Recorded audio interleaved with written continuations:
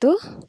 Baiklah, dalam pertemuan kali ini saya akan membahas kaitannya tentang tahapan katabolisme dalam bentuk di sini glikolisis. Ya, saya dengan Eri Yudia Mulyani, kami dari tim mata kuliah metabolisme zat gizi makro.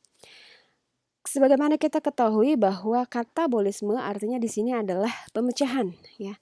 Kalau kemarin kita bahasanya dengan sebelum pertemuan sebelumnya saya jelaskan terkait dengan anabolisme, ya. Anabolisme adalah pembentukan, katabolisme adalah pemecahan. Nah, yang kita ambil di sini adalah bahasan terkait dengan glikolisis atau proses glikolisis. Masuk ke dalam proses glikolisis, ya. Pertama tahapan ini yaitu katabolisme karbohidrat, ya, yaitu memecah simple sugar, ya, menjadi pirufat.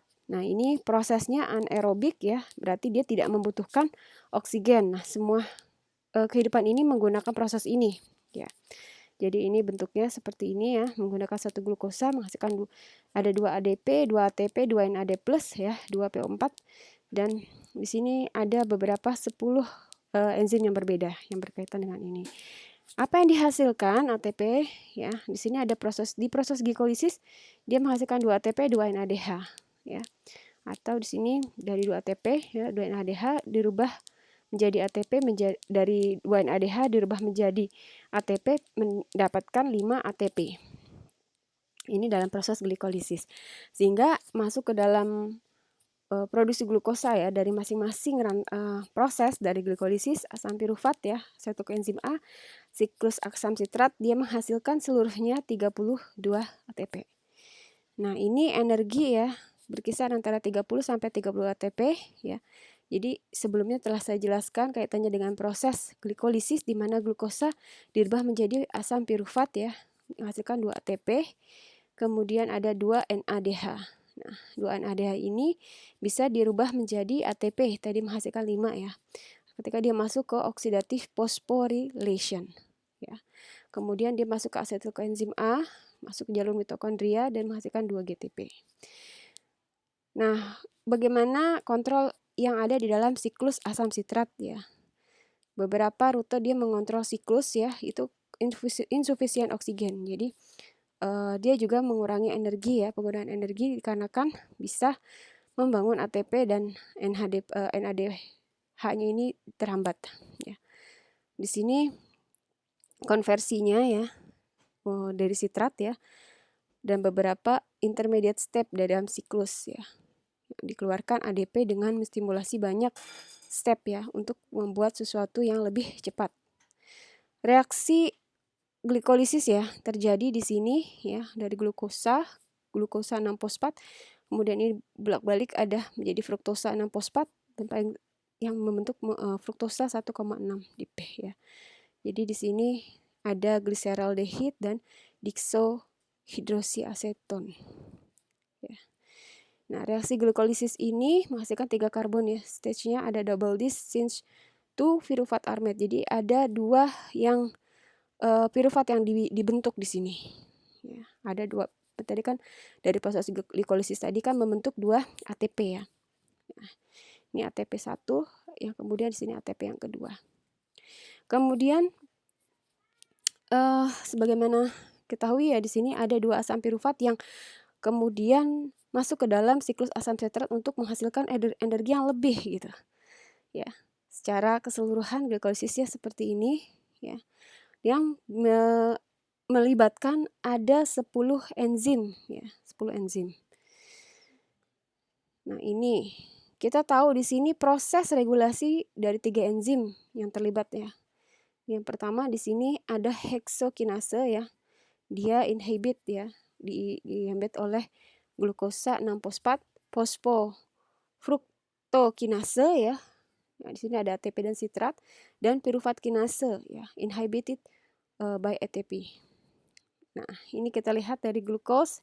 Di sini dia bantuan dengan heksokinase. Di sini menjadi glukos 6-fosfat, kemudian dari sini ada reaksi bolak-balik menjadi fruktos 6-fosfat dibantu oleh enzim fosfofruktokinase, ya, menghasilkan di sini fruktos 1,6 di fosfat, ya. Kemudian masuk ke enol pirufat ya, dengan bantuan enzim pirufat kinase menjadi pirufat. Nah, ini glikolisis jalur ini ya, ini hampir sama di semua organisme ya. Jadi apa yang terjadi ya, biasanya pada pirufat ini akan sangat bervariasi gitu ya. Jadi tergantung sel kita. Sel kita itu apakah dia dalam kondisi yang aerobik ya, membutuhkan oksigennya. Nah, pirufat ini biasanya dikonversi masuk ke dalam asetil koenzim A dan masuk ke dalam mitokondria kalau dia membutuhkan oksigen. Nah, masuk ke fermentation, anaerobic process beyond glycolysis. Jadi di sini dia merupakan proses anaerobik ya, artinya dia bagian glikolisis, pemecahan juga, tapi tidak membutuhkan oksigen di dalamnya. Ya. Jadi tidak cukup oksigen di dalamnya, sehingga di sini dari NADH ya atau glikolisis dia akan terhenti. Nah, ini several type-nya fermentation dia biasanya menjadi dua, yaitu laktat dan etanol hasilnya. Laktat ya, itu biasanya orang yang kalau dia aktivitas itu ya, kemudian dari aktivitas itu ada otot yang bekerja. Nah, biasanya tubuh ini tidak cukup oksigen sehingga menghasilkan laktat ya. Itu bisa menyebabkan kelelahan seperti itu. Jadi dari pirufat langsung menyebabkan laktat. Nah, anaerobic conversion di sini ya, conversion di sini dari tadi pirufat menjadi laktat ya. Dan dia tidak akan cukup menghasilkan energi ya, karena tidak dibantu oleh oksigen tadi, sehingga dia harus punya ekstra oksigen untuk bisa memecah laktat di kemudian hari. Jadi ketika dia menghasilkan laktat ya, dari pirufat menghasilkan laktat, untuk menghasilkan energi kembali dia harus bisa membutuhkan oksigen yang lebih nih untuk memecah laktat menjadi pirufat kembali. Gitu. Nah, ini kurang lebih ya bentuknya seperti ini, dari glukos pirufat menjadi laktat. Nah, untuk menjadi glukos ya, untuk menjadi pirufat kembali dia harus membutuhkan oksigen yang lebih. Nah, ini alcohol fermentation ya, seperti ini dia menghasilkan etanol. Oke.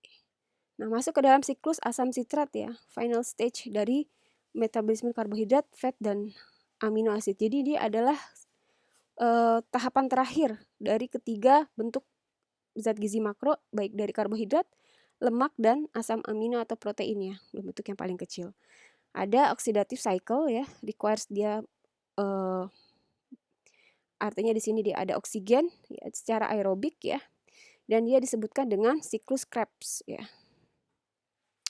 Seperti ini bentuknya, ada 9 step proses ya yang diambil dari asetat terhadap asetil koenzim A, dari asetil koenzim A, dan dia dikonvert untuk masuk ke CO2 ya, menjadi CO2. Ini sitrat ya, cis nitrate ya, sampai alfa ketrogutarat ya, alfa ketrogutarat, susinil, kemudian jadi asam cisunat, fumarat, malat, oksaloasetat, masuk lagi ke sitrat lagi gitu. Oke. Kurang lebih seperti ini bentuknya ya. Nah, energi dan asam sitrat di sini kita lihat bentuknya. Jadi di sini dari sisa sitrat dia ada menghasilkan NADH dari alfa ketoglutarat ya. Kemudian dia juga menghasilkan NADH plus CO2. Kemudian dari susinat ya, susinyl koenzim A dia JTP, dia menghasilkan FADH, fumarat. Kemudian dari malat dia menghasilkan NADH. Ini seperti ini ya, bentuk-bentuk siklus asam sitrat ya. Kemudian ini adalah step yang paling dasar ya untuk siklus asam sitrat. Ya, bisa juga dilihat ada 8 ya. Dan di sini perlu diketahui bahwa oksigen ini tidak ada ya, not required until later. Jadi oksigen ini nanti baru akan dibutuhkan nanti gitu. Di mana reaksi terjadi? Nah, yang pertama kita lihat di sitoplasma, itu ada glikolisis, produksi produksi lemak dan asam amino ya. Kemudian oksidasi juga terjadi di mitokondria. Jadi ada sintesisnya di sitoplasma, oksidasi di mitokondria, itu adalah siklus asam sitrat, oksidasi untuk asam lemak ya. Kemudian ada oksidasi asam amino. Seperti itu. Nah, oxidative phosphorylation ya. Di sini kita lihat NADH ya dan FADH ya. Ini keduanya digunakan untuk memproduksi ATP. Jadi ketika mereka dioksidize ya. Seperti itu. Ini kemudian yang kaitannya dengan proses elektron transport chain ya, transport elektron. Kita lihat di sini juga ada kaitannya dari NADH plus H plus ya. Kemudian dari FADH, kemudian dia menghasilkan FAS acid FAS, kemudian acid B, kemudian dari sini masuklah menghasilkan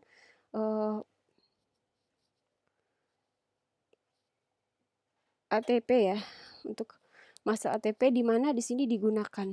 Ini ada di inner membran ya. Dia menggunakan oksigen. Ini transport chain-nya. Ya, dari ATP ini energi ini yang dirubah menjadi ATP ya. Kemudian dia masuk seperti ini. Oke, kemudian ini adalah flavoprotein ya.